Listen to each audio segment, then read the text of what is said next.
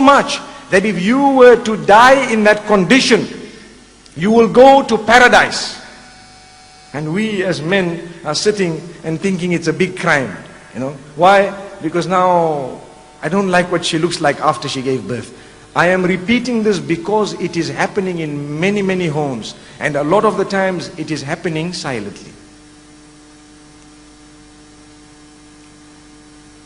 And other matters that occur which create confusion for the children is the relationship we have with our in-laws. When we have a healthy relationship with our in-laws, then naturally the children will have a healthy relationship with us as well. But when there is chaos and confusion, when it comes to the relationship with in-laws, in that particular case, there will be chaos and confusion when it comes to our own children. Let me inform you, in Islam, once a couple are married, you don't interfere with their decisions. You don't interfere with their decisions. Even if it is your son or your daughter, you can try and suggest something to them, but it is wrong for you to make decisions for them. And this message is for parents who have children who are married. Parents who have children who are married need to understand that let them live their lives. Let them make their decisions. When you were young, you made your decisions. Now it's their turn to make their decisions. Their children's upbringing is their business, not yours. Now they are married. They need to start a life of their own. Many marriages are suffering great turbulence. A lot of them even break because of interference from parents on both sides. And it's a fact. It really is a fact. Across the globe this is a problem.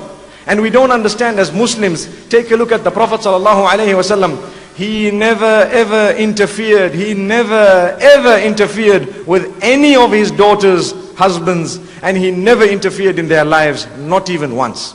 I want to give you one true example of Abu Bakr Siddiq radiallahu anhu. You know, his daughter was Aisha radiallahu anha. She was married to the Prophet sallallahu alaihi wasallam. One day he passed the room of Aisha radiallahu anha. One day Abu Bakr, who is the father of Aisha, passed the room of Aisha. The Prophet sallallahu alaihi wasallam was there, and they were... Aisha radiallahu anha had raised her voice, and it sounded like it was like a discussion with a debate. It sounded like that. And Abu Bakr Siddiq radiallahu anhu, he knocked the door. He was allowed to go in. He was permitted to go in. He went in. He did not ask questions. You know, most of us, when there is a problem with our children and their spouses, we side with our children. Some people say, my daughter is right, always, you are wrong. And some people say, my son is right, you are wrong. Abu Bakr Siddiq radiallahu anhu did not ask questions. He didn't even know what was happening. He thought there is a debate going on here, my daughter is being disrespectful. He went in and he admonished her, he admonished her, he admonished her to the degree that she began to weep. Then he went away. Few minutes later, he was passing the same room and he heard them laughing. He heard them laughing. So he knocked the door and he says, Ashrikani, this is the Arabic term, fi silmikuma.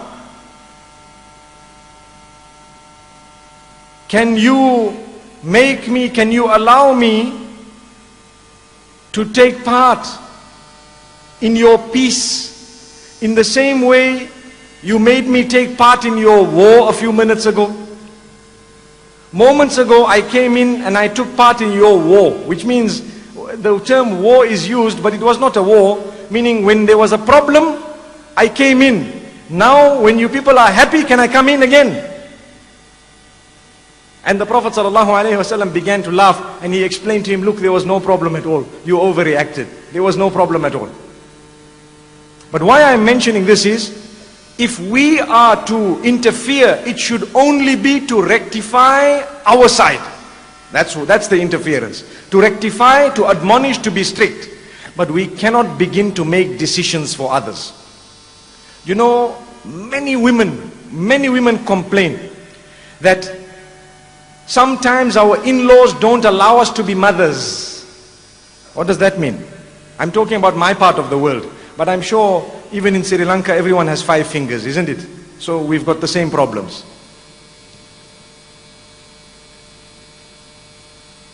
The poor lady has had a child. Now normally there is a postnatal depression that a lot of women go through because of the vast sudden change in body. And one person says, you know what, give the child formula milk. The other person says, give the child this type of milk. The other one says, breastfeed the child like this. The other one says, no, give them water. The poor lady is totally confused. What do I do? You'll find a whole bucket of all sorts of things, and every little while she's trying one thing and the other. And the child is all sick now. Why? Because there is chaos. Let the mother do what she wants. Really, you can advise her, you can tell her, but you cannot instruct her. She is the mother. And some people get so passionate, they don't allow mothers to be mothers. They want to be the mothers. Everyone wants to be the mother. And this is a sickness. It is happening across the globe. We need to rectify it, because we will not be able to move forward and progress as Muslims unless and until we understand what parenthood is all about. Imagine I have to interfere in my grandchildren every time, and that trend continues for generations and generations. So rather the grandparents decide that we are now the parents, finished. We can change the terminology and call parents grandparents and grandparents parents. With all due respect to grandparents. Then there is another problem, and that is the sandwich that a lot of men are put into. Why? Because on one hand you have your parents. Those are your parents. You are the child. And on the other hand you have your wife and your children. Now where to go? Because now there is a discrepancy between the two. Should I listen to my parents or should I listen to my wife? You are now a parent yourself. Your parents have a position which will never ever drop in Islam. They have a very high, lofty position. But where they are reasonable, you will listen to what they say. Where they are not reasonable, you will explain to them like a man. To say that, do you know what? Thank you very much. I really appreciate your advice and so on. Even if you don't want to tell them, you know, I'm not going to accept what you're saying. Don't say that. Tell them, no, I understand, I appreciate, I've heard what you said, and you know, Jazakumullah, thank you very much for your advice and so on. But where they are unreasonable, you do not have to take it. You only take that which is reasonable. Sometimes some people say, look, you know what? And this is a fact. My mother comes first because paradise lies under her feet. I agree. Your mother definitely does come first. But if the paradise is there in the first place, some mothers have hell beneath their feet. May Allah protect us. What this means is, if her life is un-Islamic, what paradise do you want under her feet? She will begin to tell you to do things which are detrimental to your own self. Then you want to use this excuse to continue listening to what she's saying. She will land you in the same place she has landed. So paradise beneath the feet is correct only when we ensure that whatever we are saying or doing is within the limits of Islam. And what I am telling you this evening is connected to Islam. We are Muslims. Many people have so many problems. You know, today we are speaking about parent-child relation. Are you seeing how I have brought into the topic how parents themselves are children of others? So the parent-child relation can go through for a few generations sometimes. If you have a great-grandparent who's alive, then there is a parent-child, parent-child, parent-child relation of 3 generations. Where do you draw the line? You need to give the freedom to those who are married to live their lives according to what they feel is correct, on condition that it is within the Islamic limits. The minute they decide we don't want to read Salah, you tackle them. The minute they decide we don't want to dress Islamically, you tackle them. You can interfere.